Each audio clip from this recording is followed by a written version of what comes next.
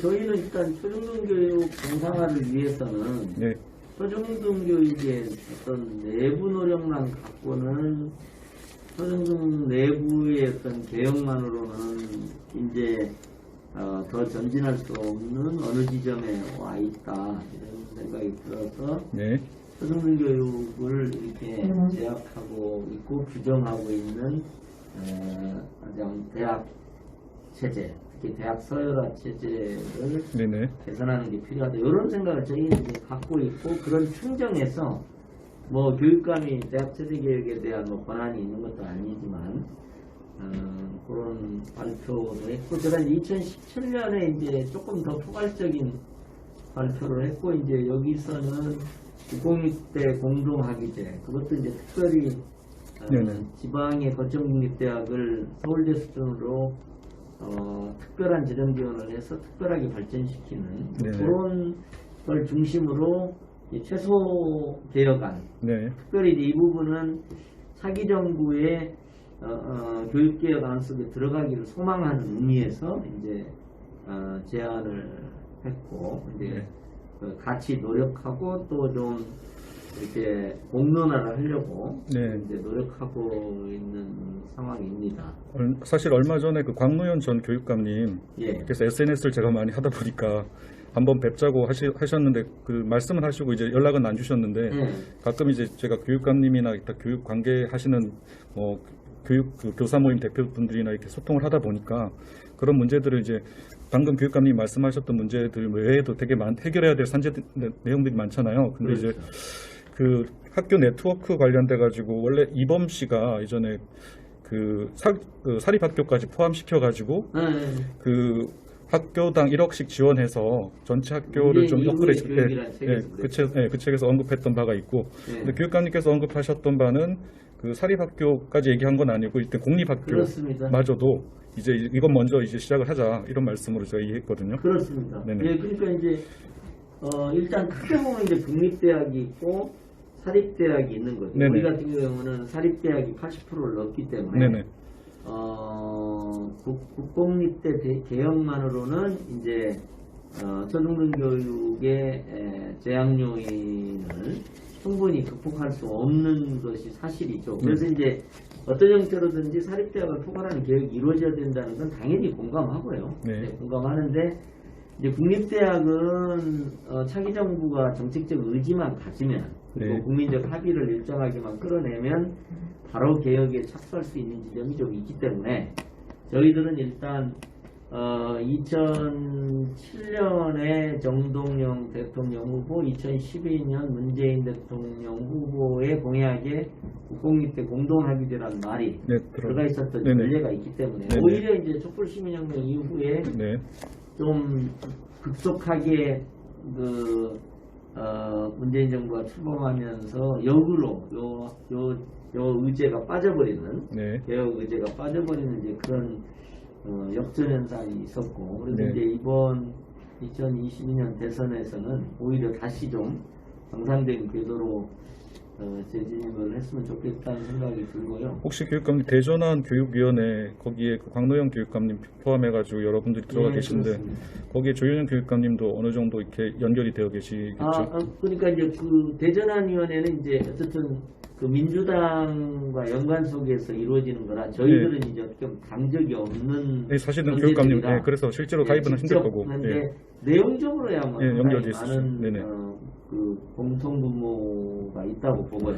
예전에 혹시 기억하실지 모르겠지만 김상곤 교육감님이 그 교육부 장관 되셨을 때 그 혼란이 좀 있었던 것이 이제 유치원의 이제 외국어 교육, 영어 교육에 대한 그 부분 사교육 이제 막아버리는 부분 때문에 그리고 수능 절대평가제를 주장하시다가 그걸 이루지 못하고 내려가셨거든요. 그렇습니다. 그런 상황들 연장선상에서 지금 새로운 이재명 정부가 될지 안 될지 모르지만 새로운 정부에서 추진할 교육개혁에 대해서 제가 되게 관심을 가지고 있고 교사들도 지금 계속 논의를 하고 있는 중인데 그 이재명 지금 지사님 지금은 이제 후보님이신데 제가 예전에 세월호 때 꼭 안산에 오시고 싶다고 했을 때 SNS 친구여서 제가 그 정의 포럼을 안산에서 개최하면서 이재명 지사님이 오셨었거든요. 그래서 그분이 어떤 분이신지 제가 직접 만나 뵈면서 좀 그 교육에 대해서 좀 희망을 좀 갖기도 했었는데, 예, 그분이 이제, 그래서 저는 이제 교사기 때문에 아시겠지만 저도 그 정치적 중립 때문에 아무것도 못하기 때문에 지난번에 기본사회위원회에서 저를 이제 전문위원으로 위촉을 하셨는데 저는 이제 바로 사임을 했거든요. 그러니까 제가 교사기 때문에 할 수 없다. 그렇죠. 예, 그래서 제가 최근에 만났던 분은 이제 기본소득국민운동본부 김세준 대표님을 만났었는데 예. 그분이 아마 이제 이재명 정부에서 추진하는 기본소득에 대해서 이제 실질적으로 전국에 파급시키는 그 일을 하고 있거든요. 그래서 예. 그런 부분도 사실 뭐 기본소득이 사실 생활과 윤리를 가르칠 때 108페이지에 그 스위스 기본소득이 나오거든요. 아이들하고 매번 수행평가 주제가 기본소득이었어요. 최근 3년간. 그래서 그 내용을 제가 기본소득 국민운동본부와 공유를 했더니 한번 찾아오신 거죠. 선생님이 이런 것들을 아이들과 수업을 하시냐고. 그래서 저는 당연히 기본소득이든 뭐든 제가 할 수 있는 어떤 아이들한테 미래교육이 필요한 거면 다 할 수 있다.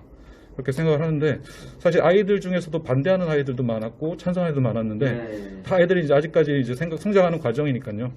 근데 그 과정을 보면서 저는 지금 그 기본소득 얘기를 예, 갑자기 나왔어. 예. 어제 밤에 제가 우연히 뉴스를 보니까 이상희 복지국가 소사이어티 대표가 네네. 그 8개월의 징계를 그러니까 그 이재명 후보의 기본소득을 반대했다는 이유로 뭐 8개월 징계를 해서 탈당하는 게 나오더라고요. 그래서 제가 너무 좀 안타깝고, 그러니까 어떤 면에서는 전통적 복지국가를 더욱 확장하려는 노력하고 기본소득을 도입하려고 하는 것에 그 기본소득과 전통적 복지체계의 발전하고가 저는 결합될 수 있는 여러 가지 다양한 경로들이 있다. 네, 그럼요. 네. 그렇게 생각을 하고 있기 때문에 저는 이제 한국 교육도 그렇고 한국의 정치와 사회가 이제 세계가 걸어온 길을 뛰어넘어서 우리가 새로운 역사적인 길을 만들 수도 있다. 그런 또 자부심과 그 잡을 가져야 되고 그 자부심이 가능한 것은 대한민국이 역동적이기 때문에 그 다음에 대한민국의 국민들의 일종의 평등주의적 기대가 높기 때문에 이게 이제 가능한데 그래서 어쨌든 그 기본소득 얘기하시니까 그런 그 좀 안타깝더라고요. 저 개인적으로는. 그 초기에 대한민국이 건국되면서 그 토지 개혁을 하면서 사실 그 자주적인 소작농이 늘어나고 소작농에서 이제 자주적인 농민들이 늘어나면서 그분들이 이제 학교를 가면서 평등주의가 우리나라에 정착됐다고 보거든요. 그렇습니다. 근데 평등주의가 정착되면서 실제로 우리 교육이 평등을 많이 외치고 있지만 사실 이명박 정부 때 박근혜 정부 때 수월성 교육하고 역사 교육 국정화 지도들 통해서 여러 가지 이제 문제점이 많이 발견됐지만 혁신학교 자체도 저는 혁신돼야 되는 상황들이 이제 생기고 있는 상황이고 지금은 정말로 정말 대전환이라고 생각하거든요. 근데 이제까지 저희가 고교학점제를 학교 현장에서 지켜보면 고교학점제가 제대로 정착이 될 것 같기가 되게 어렵다라는 생각을 하는 이유가 교육감님도 그때 말씀하셨지만 지금 국영수를 1학년 때 필수 과목으로 상대평가하거든요. 근데 전 세계 선진국 어느 나라도 지금 상대평가 제도를 유지하는 나라가 없어요. 그러니까 선진국에서 보면 국영수뿐만 아니라 모든 교과를 절대평가한다는 얘기죠. 근데 우리는 약간 타협안으로 이런 식으로 이제 교육개혁을 근본적인 변화를 이끌어내지 못하고 부분적인 변화를 이끌어내다 보니까 결국 나중에 아이들이 대학 갈 때 자기가 성적이 잘 나오는 과목을 선택해서 상대평가를 선택할 수밖에 없는 상황이니까 그것도 계속 교육감님께서 말씀하신 걸로 알고 있고요. 그래서 외부적인 어떤 인프라, 그러니까 학교 네트워크를 통해서 공립대학들을 묶어주는 부분도 필요하지만 내부적으로 보면 지금 가장 당면한 과제가 지금 고교학점제거든요. 고교학점제가 입시제도와 같이 풀어내지 못하면 결국은 반쪽짜리가 될 거다. 그렇습니다. 네, 그래서 그거를 사실 고교학점제가 이제 근원적으로 고교학점제 도입을 반대하는 입장도 있는데 저희는 그렇지는 않고요. 왜냐하면 그동안 학생들의 과목 선택권을 넓히자는 큰 혁신교육의 방향성 아래서 그게 고교학점제라 불리건 어떻든지 간에 고교학점제도 지향이 있었고 그게 이제 학생의 과목 선택권을 말하자면 강화하기 위한 고교학점제 도입이 필수 불가결하다고 보고요. 단지 이제 고교학점제를 수행하는 과정에서 왜곡이라든지 또 이 발생하지 않도록 여러 가지 보완 제도들이 이제 필요한 거죠. 그게 이제 지금 유 선생님도 말씀하신 것처럼 어떤 평가 제도의 개혁 같은 거, 아니면 이제 어쨌든 상대평가를 절대평가로 전환하는, 그래서 과목 선택, 그 과목의 선택 과정에서 왜곡이 발생하지 않도록 하는 어떤 지점 같은 것들이 필요하고요.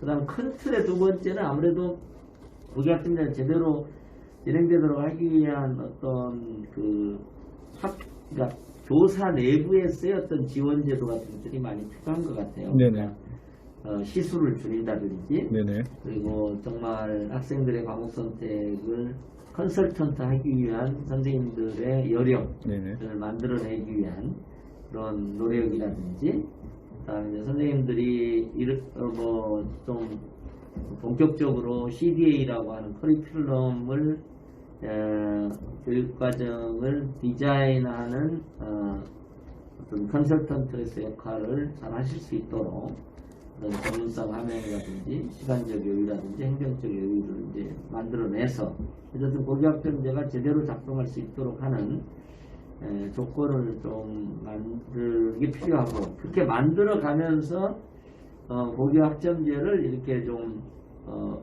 풍성하게 하고 제자리를 찾도록 하는, 고교학점제를 도입하느냐 마느냐의 문제로 바라보는 게 아니라 그랬으면 좋지 않을까 이렇게 생각합니다. 교육감님께서 그 예전에 랭카스트 대학교에 계셨죠? 교환 교수로.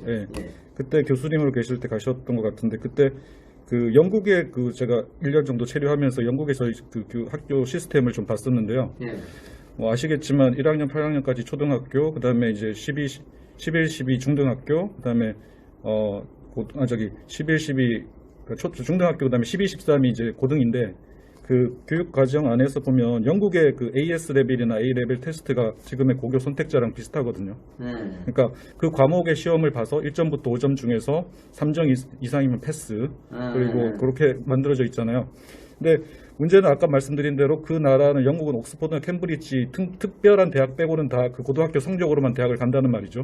근데 그 옥스퍼드 캠브리지는 이제 에세이 쓰기하고 면접을 통해서 추가 선발한다는 얘기죠. 근데 우리나라도 그렇게 하면 본고사 부활이다, 뭐 그런 문제 때문에 그렇게 얘기하지만, 지금 교육관님 말씀하신 국립대학교를 네트워크 시켜서 어느 정도 완화시키면 충분히 가능할 것 같거든요. 그래서 그 방금 말씀하신 사실은 대학 서열화 체제의 개혁이 없는 한 대학 입시 제도 자체는 종속 변수거든요. 어떤 형태의 제도가 도입되더라도 치열하게 경쟁할 수 밖에 없는 조건이 존재하는 한 왜곡이 발생하게 돼 있거든요. 왜냐하면 그렇잖아요. 누구나 다 어떤 학부모들이 다 자신의 자녀가 인류대학에 가기를 바라는 조건에서 이제 그 조그만한 어떤 그 착오가 있어도 그게 바로 공정성 시비가 되는 이런 악순환 구조가 있는 거죠. 맞습니다. 그래서 결국은 대학의 어떤 서열화를 좀 완화하기 위한 특단의 대책이 그래서 또 필요했던 거죠. 그 아까 말씀드린 대로 그 교사가 수업을 설계한다는 게 영국 같은 경우에는 교과서가 따로 없어요. 아시겠지만. 그래서 그 교과서 스스로가 이제 주제별로 해서 교과서를 설계하거든요. 시험 문제도 사실 저희는 이제 1반부터 10반까지 모든 학생들이 똑같은 문제를 가지고 시험을 보지만 걔네들은 반별로 다르게 볼 수 있는 거고, 반별로 다르게 보면서 그 학생들의 어떤 성향이나 이런 것 절대 평가할 수 있는 어떤 교사의 기본권이 있는 건데, 저희는 정치적인 참정권도 없을 뿐만 아니라 평가권도 사실은 지금의 획일적인 교육제도하에서 사실은 제대로 행사를 못하고 있는 거거든요.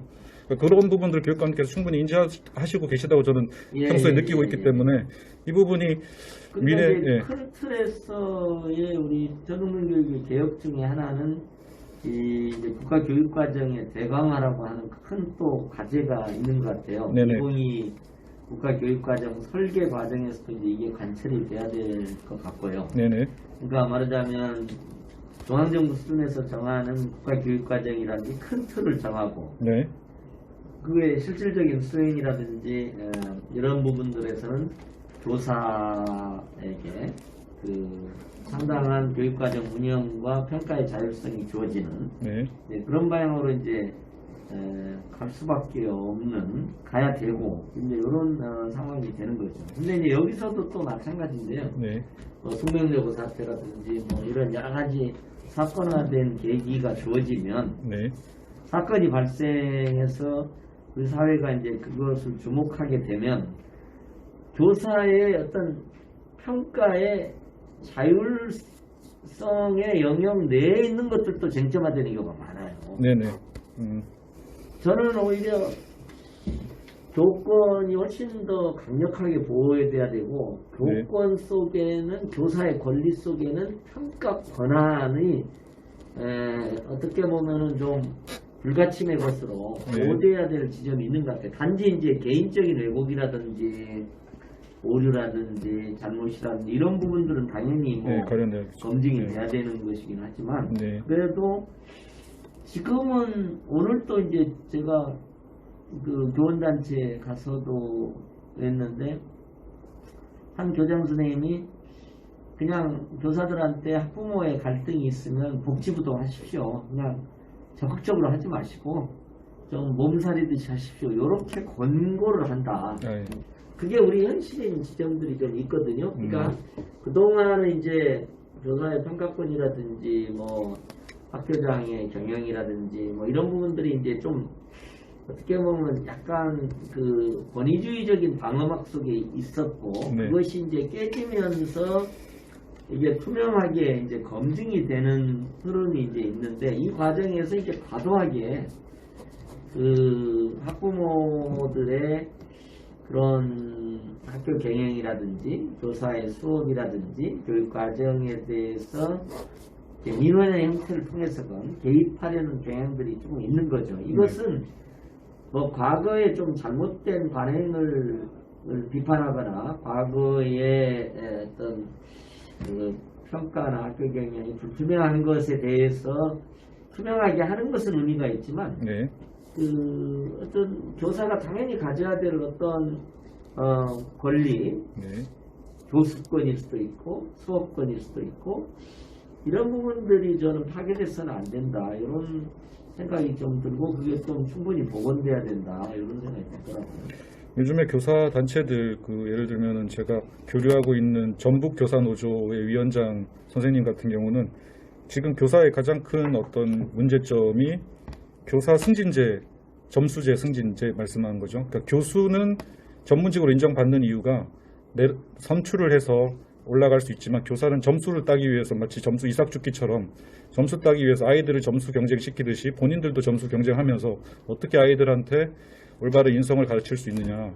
그리고 그렇게 선발된 그 점수라는 것이 사실은 교사의 업무를 평가하는 것이 교업평가제나 그런 것을 봐도 문제가 얼마나 많은지 다 드러나서 교사들을 신뢰하지 않지만, 어쨌든 그 평가 제도를 통해 가지고 교사라는 직업이 전문화되지 않고 있다.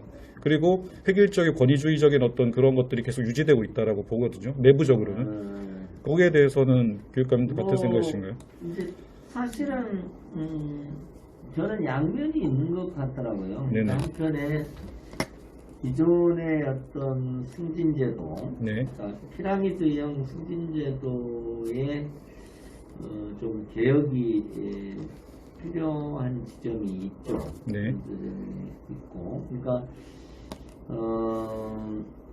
기존에는 뭐 승진점수 1점, 0점, 몇 점 0을 이렇게 따기 위해서 엄청나게 이렇게 점수 관리를 하고 이제 이런 경향이 있고, 그 또 점수를 부여하는 교장의 권한이라든가 이런 것에 의해서 통제가 이루어지는 뭐 이제 이런 그 기존의 승진제도의 문제점을 개혁해야 된다. 그건 뭐 당연한 거고요. 당연히 이렇게 이루어져야 되고 앞으로도 확대돼야 된다는 생각은 좀 들고요.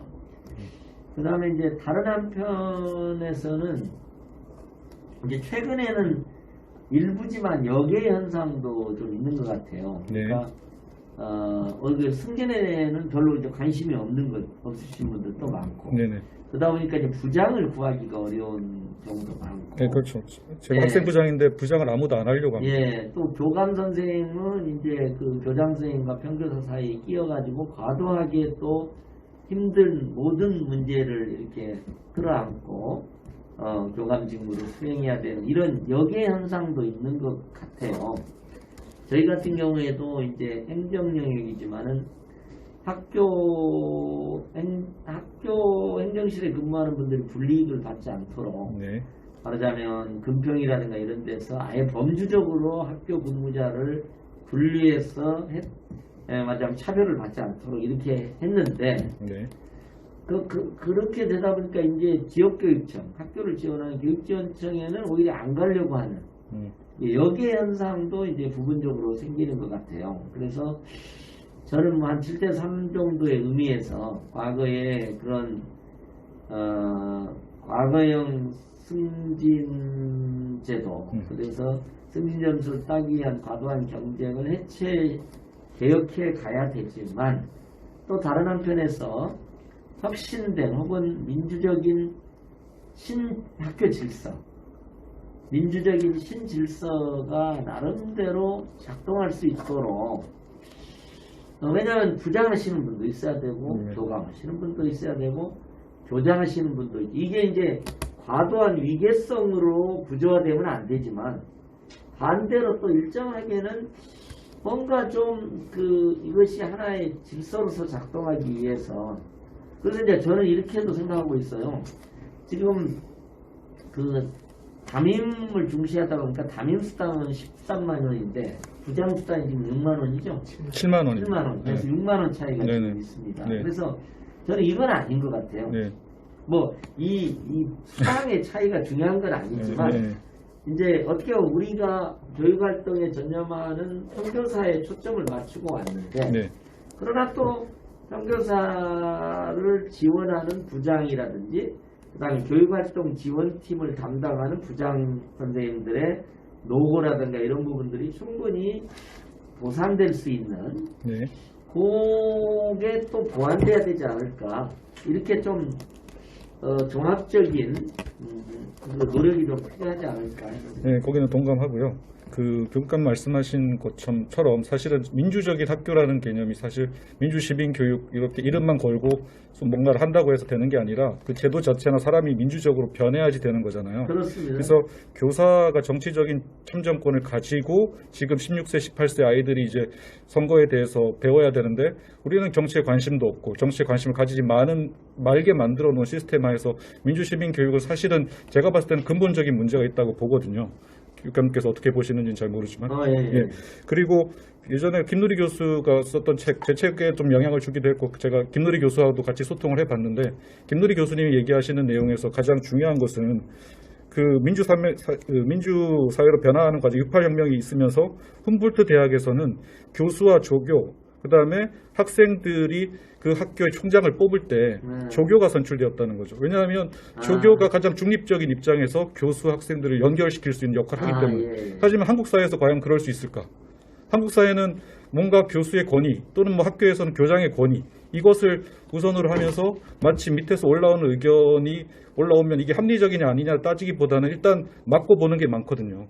그래서 그런 걸 막기 위해서 저는 이제 근원적인 개혁을 지금 말씀드리는 거고 교육감님도 그런 부분을 많이 말씀하셨기 때문에 저는 어떤 부분에서 보면 많이 이제 기대를 하고 있는 거고요. 사실 정치적 참정권을 제가 계속 얘기하는 이유가 뭐냐면 저는 정치인이 될 생각이 없습니다. 근데 그것 때문에 민주시민교육에 영향을 주기 때문에 하는 거고요. 제가 세월호 때 저를 찾아와서 국회의원 선거에 출마하라고 했던 분이 있었습니다. 근데 저는 사실 저는 교사를 천직으로 알고 있고 제가 다른 직장에다가 교사가 됐지만 나중에 제가 뭔가 다른 걸 하더라도 교사로 돌아와서 학생들하고 수업을 하면서 끝내는 걸 제 꿈으로 갖고 있는.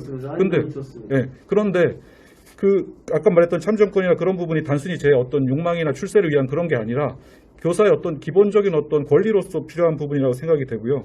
사실 독일 같은 경우도 그때 김누리 교수 책을 제가 다시 인용하자면 독일 같은 경우는 거의 국회의원 중에 대다수가 교사라고 합니다. 왜냐하면 교사가 다수기 때문에 교수는 다수가 아니거든요. 뭐 제가 교사와 교수를 편가르게 하려는 건 의도는 아니고요. 다만 이제 다수를 대변하기 위해서 다수의 대표자가 나와야 되는데 사실 교사는 지금 국회의원들 중에 교사 출신은 있지만 교사를 하면서 현직에서 출마하기는 불가능한 거죠. 그러니까 칠레나 페루 같은 경우에는 교사 출신 대통령도 되고, 미국에는 지금 교육부 장관이 물론 교사 노조에 있었던 교사 출신의 분이 되기도 하지만 한국에서는 전혀 다른 상황이라는 거죠. 그러니까 그런 상황들을 그냥 만약에 묵도하고 그냥 넘어가서 교육 개혁이라는 걸 하고 됐을 때 교사들은 분명히 느낄 겁니다. 아마 이건 반쪽짜리 개혁이고 이것을 한다 하더라도 교사들을 주체로서 인정받지 못한다는 개념을 갖고 있을 거기 때문에 저는 주체로서 느낄 수 있게끔 대우를 해주는 것이 사실 교육 개혁에서 중요한 부분이다라고 생각하거든요. 그래서 그것들 만약에 교육감님께서 이런 부분을 저는 이제 어떻게 보면은 이제 두 측면의 개혁이 이제 필요한 한편에서는 이제 교사의 정치적 기본권 부분에 대해서 이제 지금과 같은 제약 상황을 이제 벗어나야 된다는 과제가 한편에 있는 거고요. 네, 아시겠지만 보이텔스 바흐 협약 같은 것들 충분히 커버할 수 있으니까요. 그렇죠. 그리고 또 교사가 정당 가입을 하거나 정치적 기본권을 갖게 되더라도 지금 말씀하신 보이텔스 바흐 협약 정신은 또 동시에 추구되고 견지되는. 그러니까 그러니까 보이텔스 바흐의 기본 원칙이라고 하는 것이 어쨌든 한 사안에 대해서 다양한 입장이 존재할 수 있고 그것이 논쟁적으로 학생들에게 제공이 되고 그렇게 되고 교사는 그런 논쟁적 상호작용 과정에 중립적인 사람으로 남아있어야 된다는 거고 저는 그건 굉장히 중요한 부분이라고 봐요. 우리 사회에서 근데 교사가 어떤 정치적 정당이나 정치단체에 속하는 것하고 교사가 아이들과의 수업 과정에서 정치적 중립성을 지키는 것을 왕왕 동일시하는 면은 있습니다. 그래서 이제 좀 어려움이 있긴 있습니다만은 그러나 양쪽 측면에서 두 가지가 동시에 좀 되어야 된다, 될 수 있다 이렇게 생각을 갖고 있습니다. 그러니까 제가 광노현 교육감님을 보면은 굉장히 거기에 대해서 많은 이 에너지를 쏟고 계시더라고요. 근데 특별히 그분은 교사 출신은 아니시고 교수 출신이시긴 한데 방통대 출신이시긴 한데 그럼에도 불구하고 이것을 시스템적으로 중요하게 바라본다는 것은 저는 대단히 근본적인 문제를 바라보고 있다고 생각을 하거든요. 그리고 교육감님께서 생각하시는 어떤 우리나라의 교육 제도가 사실은 아시겠지만 입학사정관 제도, 학종 자체가 사실은 미국의 필라델피아 주립대학교에서 100년 전에 시작되었을 때 그때는 유색인종을 더 많이 채용하기 위해서 그러니까 유색인종이 많이 채용되니까 백인들을 많이 뽑기 위해서 시작됐던 측면이 있거든요. 그 사회의 어떤 특징적인 부분이긴 한데 그리고 그러면서 영국 같은 경우도 사실 아까 말씀드렸다시피 우리나라는 핵심적인 부분을 자꾸 놔두고 부분적인 어떤 개혁을 통해 가지고 뭔가 교육이 이루어졌다고 생각하는데 그거 대부분 그런 내용들을 보면 학종도 지금 학종으로 서울 일반 고등학교나 일반 학교에서 학종으로 많이 가느냐 아니면 적게 가느냐 이런 걸로 논쟁이 붙는데 저는 사실 그게 지역적인 논쟁이라고 생각하거든요. 왜냐하면 수능에서 수시를 많이 하든 정시를 많이 하든 그거는 언제나 바뀔 수 있는 부분이고 중요한 것은 그 핵심이 알맹이가 뭔가가 중요한데 결국은 조국 사태 있으면서 갑자기 문재인 대통령이 한마디 하면은 정시가 강화되고 그리고 또 다른 측면이 강조되면 또 수시가 강화되고 수능에서 국영수를 잘해가지고 점수를 잘 받는 것과 그리고 학종에서 코디 입시 컨설턴트를 통해서 학종을 점수를 잘 받는 것 그리고 과외를 받는 것 국영수 그렇게 봤을 때 정시나 수시나 다 사교육 영향을 받지 않을 수가 없기 때문에 어떻게 보면 둘 다 받는다고 봐야죠. 근데 문제는 어느 게 더 받느냐 덜 받느냐 가지고 서로 싸우고 있다는 거죠 지금.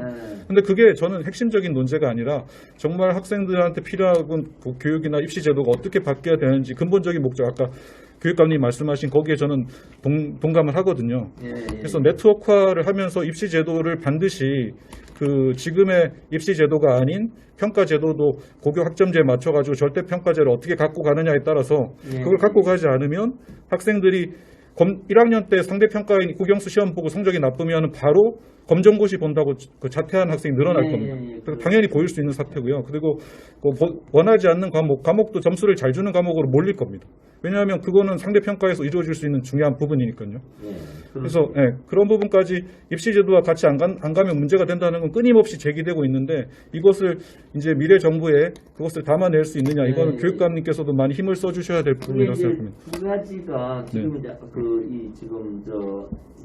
네. 10년사에서 거기 지금 갖고 계신 네네네. 자료에도 네네. 이제 있습니다. 더 네. 질 높은 교육이 저의 네.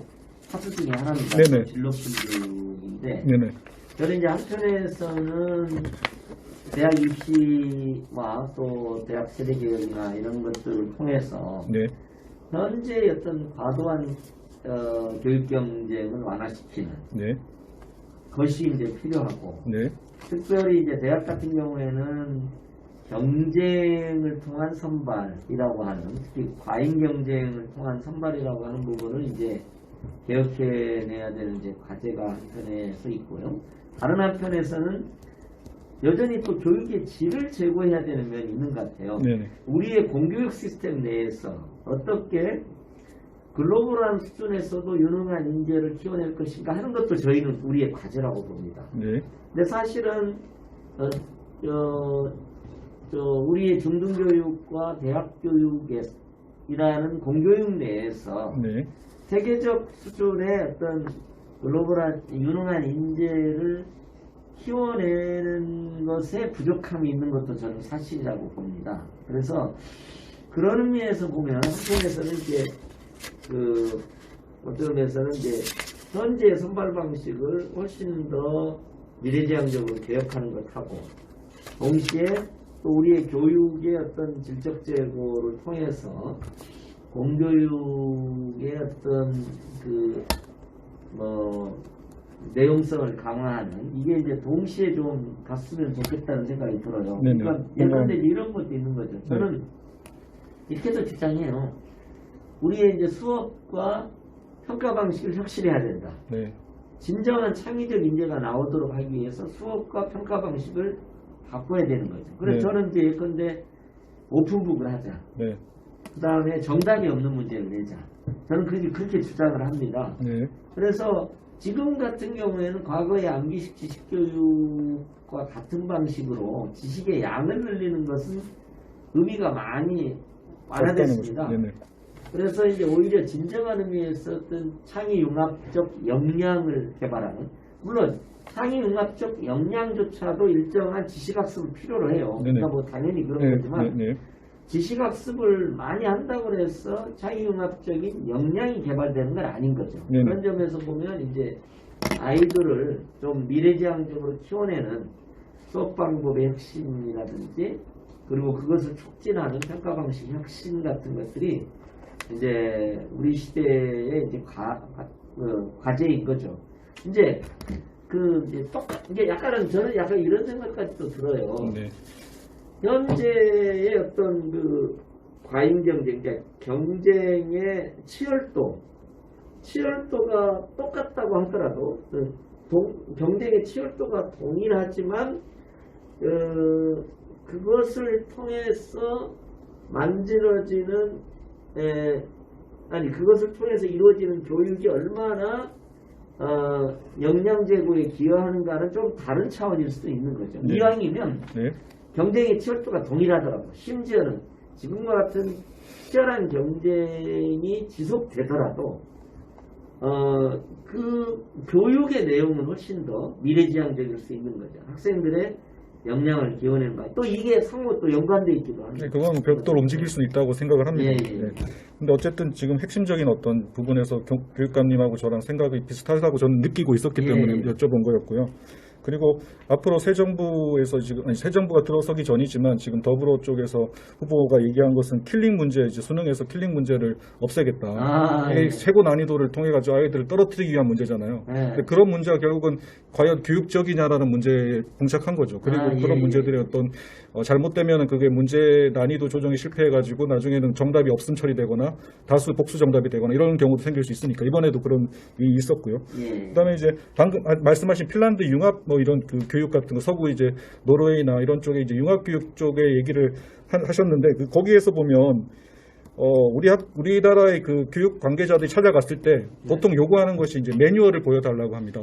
어떤 식으로 교육하냐. 근데 거기서 이제 선생님들이나 거기 교육 당국자에서 말씀하시는 거 매뉴얼이 없다라는 겁니다. 왜냐하면 우리는 아이들을 교육하는 것이 목적이고 아이들한테 잘 가르치는 것에 집중하는 것이지 보고서를 만들기 위해서 교육하는 것은 아니다라고. 그렇죠. 근데 우리는 사실 저희 학교에 제가 사실 학교에 몸담고 있으면서 사실 저는 교사라는 직업군이 어떤 것인지 알게 되는데 그전엔 저는 이제 일반적인 회사도 다녀보고 했기 때문에 비교가 되더라고요. 근데 교사라는 직업군의 가장 큰 문제점은 그것을 아까 얘기했듯이 뭔가를 보고서를 써야 되고 보여주기 위한 어떤 프레젠테이션 수업을 해야 되고 이것이 점수화되고 아까 얘기했듯이 승진 경쟁이 제가 학생 부장을 하는데요. 만약에 제가 학폭 가산점을 줍니다. 공립학교. 전 사립이기 때문에 별로 의미도 없는데 가산점을 받기 위해서 학폭 담당자나 학폭 부장, 학생 부장을 한다는 거죠. 그렇죠. 점수 때문에. 근데 그렇게 된 여러 가지 이유 중에 하나가 결국은 우리가 가지고 있는 어떤 데몬스트레이션, 보여주기 위한 어떤 것들을 자꾸 그런 어떤 그게 실적이라고 판단을 정량적인 평가를 자꾸 하려는 것. 그 특히 저희 교원 평가제에서도 그 정량적인 평가가 제일 중요하거든요. 그래서 그런 것들을 교사라는 직업이 사실 제가 한 학생을 가지고 하루 종일 상담할 수도 있는데 그것은 저한테 정량 평가로서 아무 의미가 없다는 거죠. 그러니까 그렇게 교육을 몰고 가서는 아까 제가 핀란드의 교육 당국자가 얘기했던 부분처럼 저는 아이들 정말 좋고 아이들하고 어울려서 계속 하고 싶은데 뭐 행정 업무 때문에 저는 그냥 뛰쳐와야 되는 상황. 그런 상황들이 지금도 비일비재하고 실무사가 뭐 한두 명 배치된 상황에서 그 실무사들이 다 커버 못 하거든요. 그리고 지금 행정직하고 지금 앞에 들어올 때 보니까 또 노조에서 뭐 이렇게 하시는 것도 있는 것 같은데 행정직하고 교사하고 또 이제 대립적인 관계로 이제 누가 행정 업무를 하느냐 이건 교사가 할 업무다 이러면서 서로 떠넘기기 하고 있다는 거죠. 결국은 교사가 직접 뭐 하고 있느냐를 저는 묻고 싶은 거예요. 그러니까 교육감님께서 지금 서울시 교육감님이시니까 서울시에 있는 교사들이 어떻게 교육하고 있는지 관심을 가지시겠지만 저는 경기도에 소속돼 있지만 대한민국의 교사라고 생각하니까 어떤 아이들을 어떻게 만드는지에 대한 교사의 그 소명의식 이거는 누구나 쉽게 만들어지는 것도 아니고 이거는 누구도 터치해서 간섭할 수 있는 대상이 아니라는 거죠.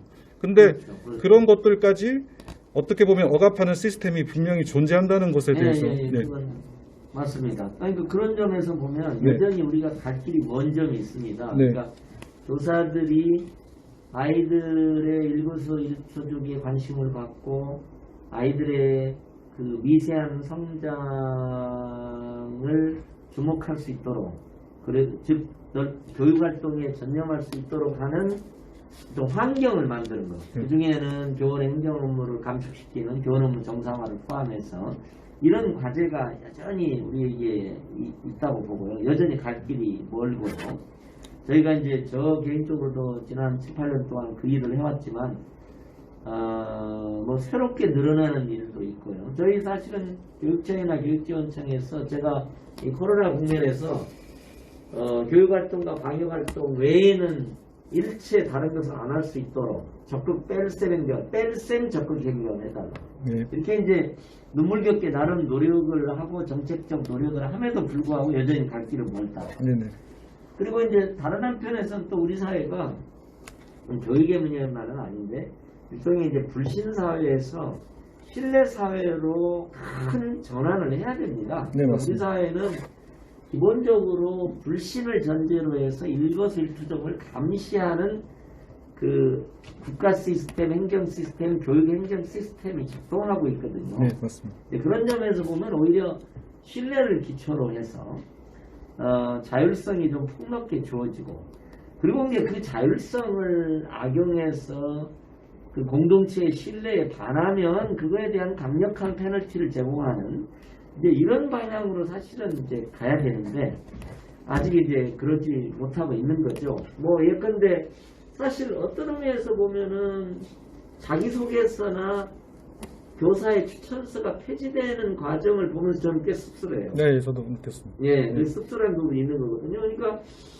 이게 이제 자기소개서가 어떻게 보면 아이가 풍부하게 자기를 드러낼 수 있는 통로인데 그러니까 그게 또 없어지면 또 왜냐면 그게 또 학원에서 제조되잖아. 매니팩처 되니까 또 이렇게 되는 면이 있고 또 교사는 또 좋은 말을 안 써줄 수도 없는 압박도 있고 맨날 좋은 말만 있으니까 대학은 추천서가 의미를 얻게 되는 거죠. 그러니까 이게 이제 우리 사회의 어떤 약간의 악순환적인 측면이고 학교 사회에서도 이제 이런 면에서는 조금 변화가 있고 학부모나 사회가 어떤 교사의 평가권 이런 부분에 대해서 훨씬 더 절대적 신뢰를 보내는 그런 게 좀 필요하죠. 그 예전에 들었던 말인데 사실 평가권에서 학교에서 어떤 학교 특정 학교 저희 학교가 예를 들면 어떤 학생이 점수를 잘 줘가지고 상대적으로 점수가 높다.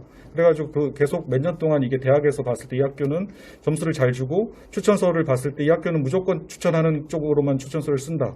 예. 그렇게 된다면은 결국은 대학에서 이 학교에 대해서 입학사정관들하고 제가 얘기해보면 그런 학교는 좀 정차적으로 배제되지 않을까. 그렇습니다. 그러니까 그 학교 스스로가 그것을 맞춰줘야지만 대학에서 신뢰를 얻을 수 있는 거잖아요. 그러니까 신뢰사회라는 게 결국은 주고받는 거기 때문에 그렇습니다. 서로가 이제 대학과 학교 당국이 서로 신뢰를 쌓아야지만 그 학생들을 선발하게 되고 학교도 중요하잖아요. 학생의 성품을 이끌어내는데 그래서 그 학교가 신뢰를 떨어뜨리게 되면 당연히 그 학교의 출신 학생들을 신뢰하기가 어려워지는 것도 사실이거든요. 그렇죠. 그래서 방금 교육감님 말씀하신 부분은 충분히 저도 이해가 되고 동감하는 바이고요. 이게 불신사회에서 신뢰사회로 넘어가야 되는데 저희는 아직 불신사회니까 이걸 하면 안 돼 이게 아니라 점차적으로 이걸 추진하면서 신뢰사회로 넘어갈 수 있는 방법들을 저는 찾고 싶은 거거든요. 네, 그렇습니다. 네. 그리고 이제 우리 사회가 이제 그 전환 과정에서 나타나는 그 어떻게 보면 좀 그 뭐랄까 특별한 사건들, 일탈 사건들에 대해서 또 너무 과잉 반응하는 면이 있어요. 맞습니다. 네. 그렇잖아요. 네. 물론 뭐 이해는 되지만 그냥 그 아까 뭐 조국 사태 이후에 뭐 수능의 비율을 확대한다거나 이런 것도 마찬가지인데 그게 이제 과잉 반응이죠. 예, 과잉 반응. 이제 이 이행 과정에서 나타나는 그 크고 작은 일탈 사건에 대해서 우리가 좀 차분하게 대응을 하고 긴 호흡을 가지고 수기하는. 저는 개인적으로는 그래서 아까 이제 민주시민교육이라는 면에서 보면 기존에 이제 저는 민주시민교육에 두 차원에 저는 약간 주목하는 면들이 좀 있습니다. 그 뭐냐면 한편에서는 기존의 민주시민교육이 어떻게 보면 좀 민족적인 내셔널한 민주시민교육이었다고 그러면 87년 이후에 우리 사회 민주화의 확산에 대응해서 우리 사회의 어떤 권위주의적인 그런 문화나 관행이나 법제도를 극복하는 그런 어떤 민주화의 맥락에서 민주시민교육이 있었기 때문에 어쨌든 한국 특유의 특수한 어떤 민주시민교육이었다고 하면 이제 그것이 세계적 보편성을 갖는 세계 시민형 민주시민교육으로 또 한 단계 업그레이드 돼야 될 필요가 있다 이렇게 생각을 갖습니다. 그래서 우리가 좀 우리가 갖고 있는 다양한 견해를 어떤 그 세계사적 보편성 속에서 바라볼 수 있는 혹은 비교사회적인 증거에서 바라볼 수 있는 그런 시선, 역량이 더 많이 이제 필요하다는 생각이 들고요. 두 번째는 민주시민 교육이 이제 어떤 다원성 교육 위에 서야 된다 이런 생각이 좀 들어요. 그러니까 뭐냐면 민주시민 교육이라는 기본적으로 권위주의에 대립해서 설정된 교육의 패러다임입니다. 그러니까 뭐냐면 권위주의가 개인의 이해와 권리나 이익 추구가 권위주의적인 권력에 의해서 억압다고 통제되는 상황에 대한 반대의 맥락에서 정립되고 확산되어 간 것이고요. 그 점에서는 당연히 긍정적인 의미를 갖고 있는데 이제는 나의 권리와 이해와 타인의 권리와 이해가 충돌할 수 있다는 생각을 갖는 나의 권리와 이익 추구를 공동체의 관점에서 바라볼 수 있는 역량 같은 것들이 이제 필요해지고요. 그리고 이제 지금은 우리가 아무도 그 개인의 다양한 의견을 억압하지 않습니다. 오히려 이제 극단적 견해들이 너무 과도한 대표성을 갖는 경우도 이제 많이 있는 거죠. 그래서 저는 이제 우리 사회의 어떤 그 이제 이런 점이 있는 거죠. 우리가 정치적 견해라든지 혹은 의견의 차이가 과도하게 극단화되는 거에 대한 이 일종의 어떤 코션 같은 게 가질 필요가 있다, 지금은. 네. 그래서 나의 의견과 타인의 의견이 다를 수 있다. 네네. 다른 것은 존중돼야 된다. 억압당하면 안 된다. 네네. 이런, 그러나 나의 견해와 타인의 견해가 절대 분별한 게 아니며 상호 존중될 수 있는 거다. 네네. 그리고 나도 바뀔 수 있는 거고, 네네. 이런 하면서 다원성 교육에 기반한 민주시민 교육으로 이렇게 재정립될 필요가 있다. 그렇지 않으면 우리 사회의 어떤 익스트리미즘이라고 할까, 극단주의적 요소가 네. 좀 강화될 수도 있기 때문에. 예. 제가 그럼 마무리로 한 가지 질문을 하면서 마무리하면 좋을 것 같은데요. 사실 제가 교육감님을 뵙고 싶었던 것뿐만 아니라 저는 이제 이 시대의 교육을 선도하거나 교육을 지금 바꿔 나가시는 분들을 뵙고 싶었던 거였거든요. 그래서 그 강동현 교육감님도 뵙자고 말씀하시고 빨리 연락 주시기를 기다리고 있는데 바쁘신 것 같더라고요. 그래서 그 교육 정교조든 아니면 교총이든 아니면 기타 제가 아까 다 몸담았던 작은 조직이지만 실천 교사 모임이든 경기도 교사 노조든 서울 교사 노조든 이 모든 선생님들이 지금 어떤 방향으로 지금 갈지 지금 방향을 많이 고민하고 계실 거예요. 그리고 그렇습니다. 고민도 많이 하고 계실 거고. 근데 저는 감히 말씀드리기를 아까 교육감님과 제가 얘기하면서 아까 시스템도 얘기했고 주제도 얘기했었잖아요. 그런 부분에서 큰 틀에서 우리가 합의할 수 있는 부분을 보이테스 바우 협약처럼 끌고 나가서 그렇게 갈 수 있도록, 그리고 하부에까지 위에서부터 아래까지 그게 무르르듯이 다 영향을 줄 수 있도록 만드는 거. 저는 저의 역할이 있는 거고 교육감님 역할이 있으신 거거든요. 그래서 저는 저의 역할을 하면 되는 건데요. 그래서 아까 말씀하신 그래서 아마 사회학자시니까 이제 사회학적인 어떤 부분을 많이 말씀해 주셔가지고 제가 공부하는 느낌이어서 되게 좋았고요. 그리고 그 세계 시민 교육을 말씀하셨는데 사실 윤리에서는 이제 세계 시민 교육이 처음 시작됐던 게 알렉산더 대왕이 전체 세계를 페르시아를 제패했을 때 전 세계를 통일한 하나의 세계에서 스토아파라는 것이 세계 시민 교육이었거든요. 그러니까 그 사람들은 그리스 사람들은 죽어서 영원히 신과 같이 될 수 있는 방법이 뭐냐면 금욕하는 거였거든요. 그러니까 결국은 우리가 지금 세계 시민의 테마로 하나 끌고 갈 수 있는 게 보편성이고 다양성이라는 걸 말씀해 주셔서 저는 되게 감동 깊었고요. 너무 바쁜 시간인데 저한테 시간을 할애해 주셔서 저는 교육감님께 정말 감사드리고 저도 이런 내용들을 좀 더 나눌 수 있도록 열심히 노력하겠습니다.